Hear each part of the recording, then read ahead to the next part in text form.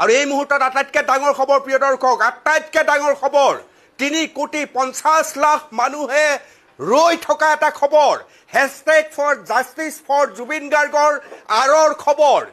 এতিয়াৰ পৰা অন্তত আপুনি জুবিন গাৰ্গৰ ৰহস্যজনক মৃত্যু শব্দটো বাদ দিব পাৰে, কাৰণ খোদ মুখ্যমন্ত্ৰীয়ে চাঞ্চল্যকৰ মন্তব্য প্ৰকাশ কৰিছে আৰু খুব মুকলিভাৱে উল্লেখ কৰিছে যে জুবিন গাৰ্গৰ হত্যা কৰা হৈছে আৰু জুবিন গাৰ্গৰ হত্যাৰ চাৰ্জশ্বিট দাখিল কৰিব।